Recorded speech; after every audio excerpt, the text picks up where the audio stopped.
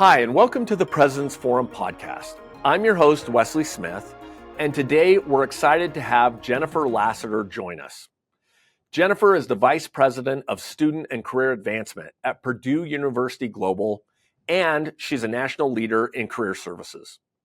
As you know, this month, the President's Forum is exploring ways that institutions can better support students.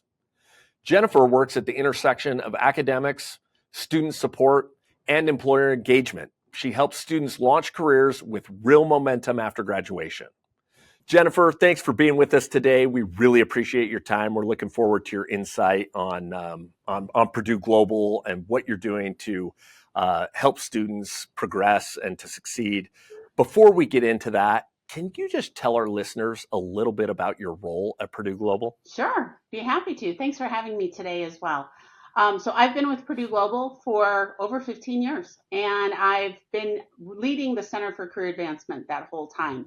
We work very closely with our students, with the employers that hire them, and we have partnerships throughout the entire university because that's what makes our department strong, and we're able to help our students so much more with their individual career advancement.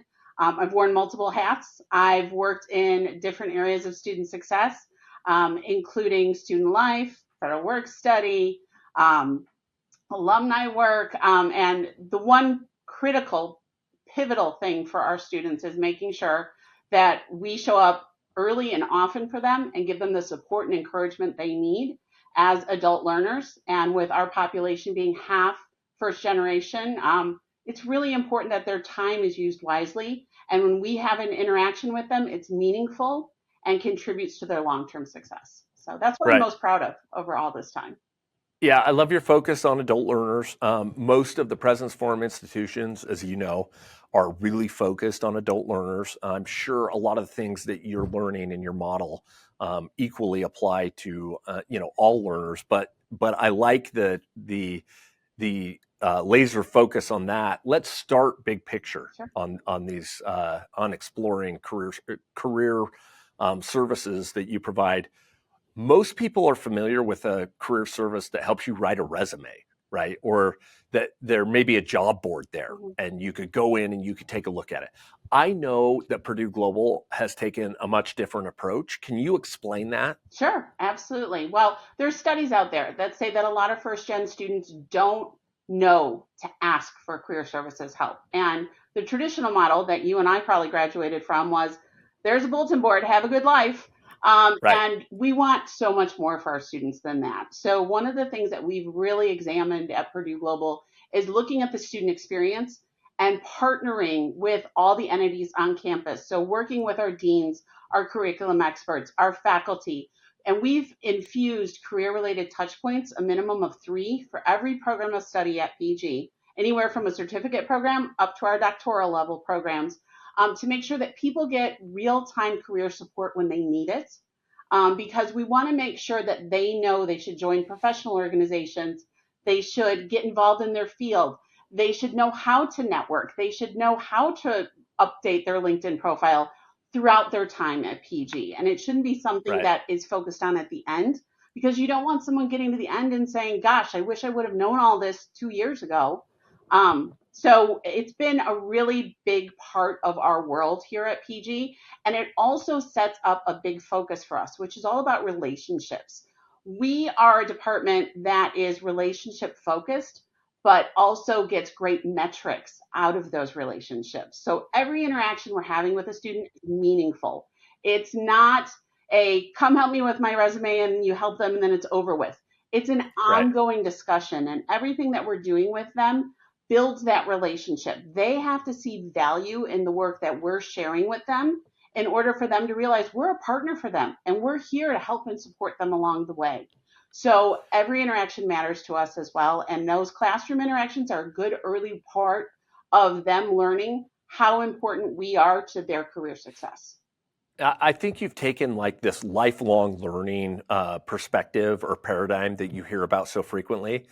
And it sounds like you've applied that to actually, a shorter time frame of the learning process where it's not just about last 15 credit hours and saying, okay, now it's time to find you a job. Yeah. It's like, we got to be thinking about your career the first class you take, Yeah. and then build from there. Am I getting that right? Absolutely. Well, they should be thinking about the program they're selecting and the career that is going to happen as a part of their educational decision. So we've even infused a lot of labor market information into our website so that students, when they're thinking about going back to school, make the right choice, because we want them to pick a program of study as well that aligns to their career aspirations instead of just picking something that's fast, or I think this is the right option. Let's make sure they pick the option that's going to get them to the next career step. And then we infuse that career knowledge throughout their time at PG so they understand there's building blocks to gaining all this knowledge and wisdom, the key skills and knowledge and abilities to get to them to the next step in their career. Yeah. So it starts even before they step in the classroom. Another difference between this and the old model is I don't think the old model always looked at the end results of an education being a job. Right. And with the population you're serving, I would imagine there are very few students who are coming back to be better, members of the democracy they live in, or they're looking to have, a more well-rounded knowledge of classical art or anything like that. They're coming for a job, right? A great majority of them are. I will say, we do have students who are coming here for personal reasons as well. They want to finish the degree they started. They made a promise to family. They want to set a good example for their kids. But typically, career is part of that decision as well. So all of our programs of study should benefit you in the labor market. We don't have foreign languages at PG, not because it's not a great program, but because we don't see a lot of jobs in the US where you're speaking French all day. So when we build a new program of study, we do look at the labor market. We look at what's needed in the US when it comes to employment. And that's a key piece of how we do build a lot of our programs of study. Yeah, that makes sense. Yeah. You mentioned earlier that you said the word metrics, and you're seeing interesting metrics you're learning. Tell us about the results you're seeing. What are those metrics you're tracking? Sure. So we've got great graduate outcomes. So at the end, we've got great employment outcomes. And it's a result of all that work we're doing. But one of the key metrics we also look at is those different classroom integrations that we just talked about. So at the end of every classroom touch point, students are invited to participate in a survey. And for the last 10 years, we've had many, many students give us feedback.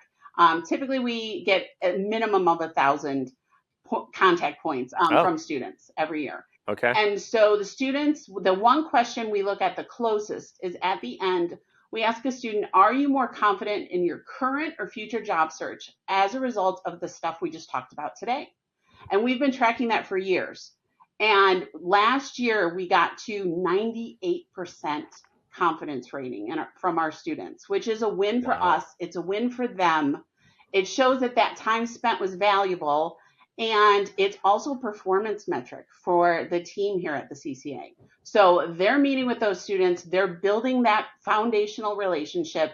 They're imparting a lot of knowledge and wisdom to help them learn along the way. And it's also time relevant for everybody involved. Yeah. Yeah, that's great. So you're feeling like, well, the key here is students are feeling like what they're engaged with and what they're doing is helping them in the job market. Yeah.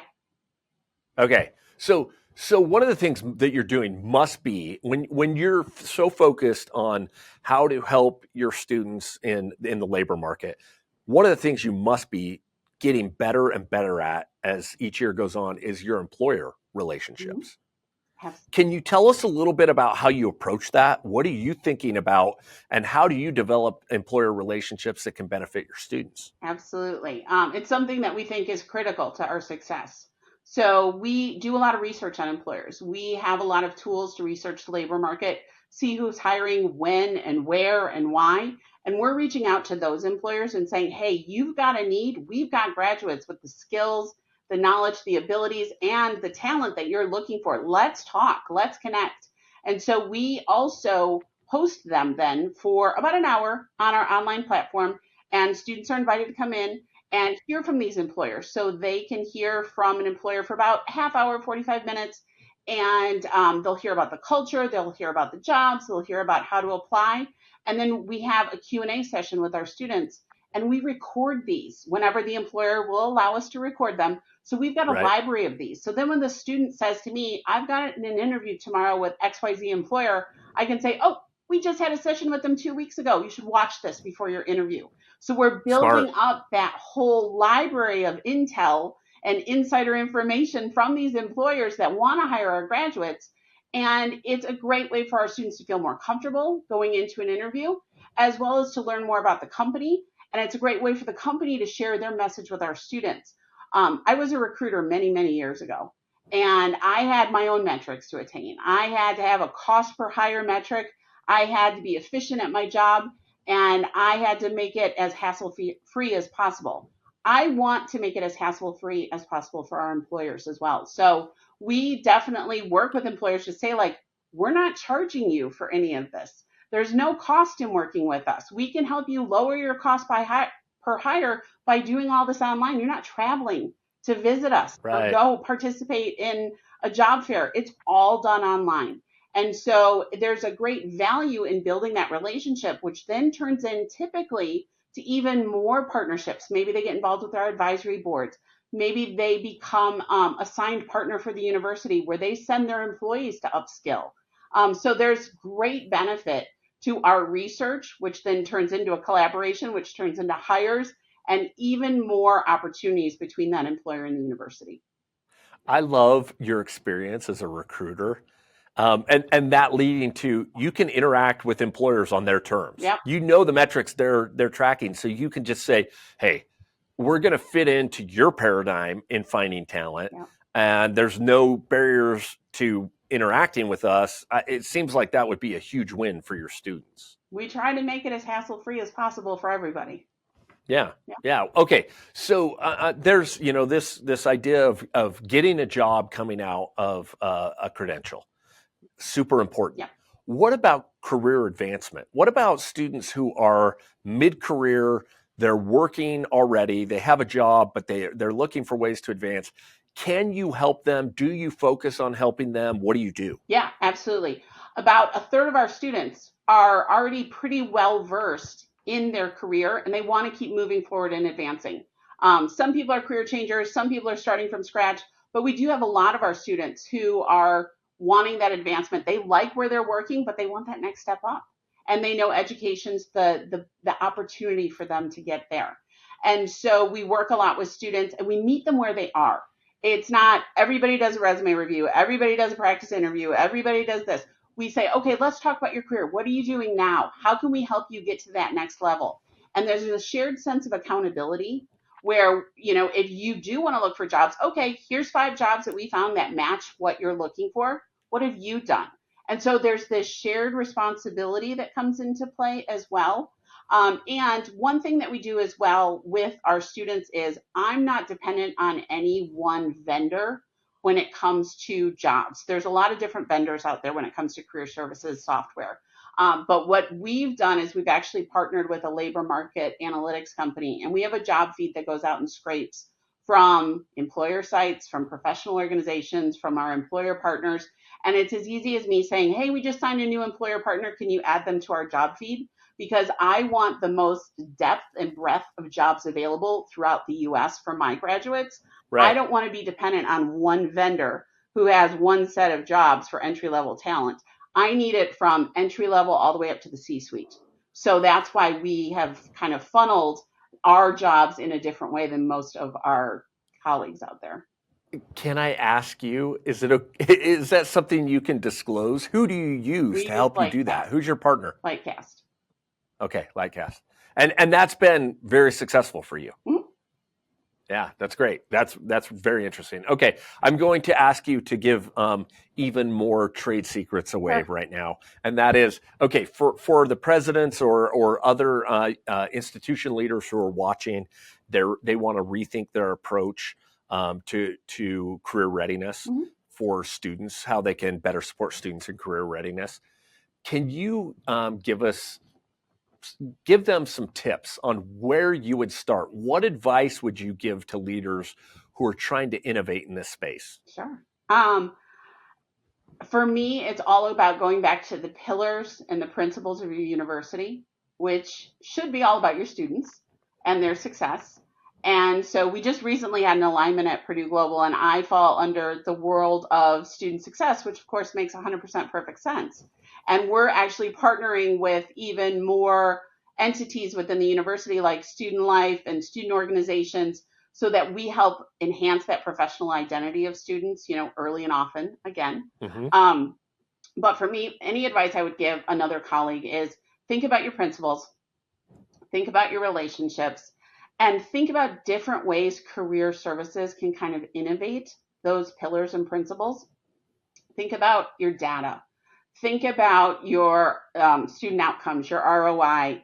Think about the relationships you're building and all the partnerships you're building. And how can career services have a voice in that? I'll give you another example. I'm very fortunate to sit on 2 different committees at Purdue Global that career services usually don't sit on. One of them is in our program review area. Every program of study at the university is reviewed a minimum once every 3 years. And we look at outcomes. And so I'm there sharing job titles, salaries, skills on the job to make sure that our graduates are showing what our curriculum and our deans built in the classroom. So it's a great validation measure to say okay, this is what we set out to do. Are we really doing it? And having those discussions often with my academic colleagues as well. It's not just once every 3 years, but the formal process is there. And then also, I'm very fortunate to sit on the R&D team at Purdue Global. And so I'm also, because I'm so close to the labor market and employers, bringing ideas for new programs of study. So, I love that. Yeah. So actually, I have a fun story I can share where during COVID, we were all reading so much about people in the hospitality and food service industry who were losing their jobs left and right. They were being furloughed. It was terrible. And I kept wondering, there's got to be something somebody can do. And so I looked into the skills that someone would have in this role, let's say in food service. They'd been there for a handful of years, kind of worked their way up from the beginning. And maybe they were in an assistant manager level, but they wanted to change industries. How do they do that? And so I looked at labor market data, looked at hiring requirements, looked at the skills people were hiring for in, let's just say, a hospital or at Amazon or at a totally different industry. Let's say you wanted to get out of, weekends and nights and wanted to go to more of a 9 to 5. So we looked at those examples, and then we lined up the skills to say, okay, they have these skills that they've learned over hard work and years of effort. And here's what they're missing. And so we collaborated with our dean of the School of Business and created a bachelor's degree in organizational management. We had it up and running within a year. And half of the credits for this program are elective space where someone can petition with an experiential portfolio to show us everything they've learned on the job and get credit for what they know so that they're not learning something they're doing every single day in their job. Right. And we have had that rolled out in 2022. And we've had over 800 students in the program so far and over 500 graduates. Wow. Yeah. Wow.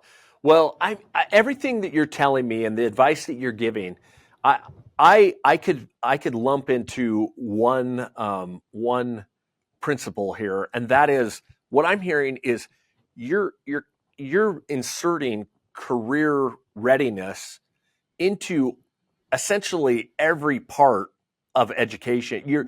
You're saying you're using that as a tool to improve everything in your university, as opposed to it being an afterthought. And then, once all the other things, the important things are done, then you look at career services. So that's kind of what I'm hearing as a new paradigm for people looking to innovate here is put it at the center, put it at the beginning, work around that, and then build around that. Absolutely. I'm very fortunate to have that opportunity. I love what I do. And I feel very honored and excited that career services is such a centralized focus here at Purdue Global. Right.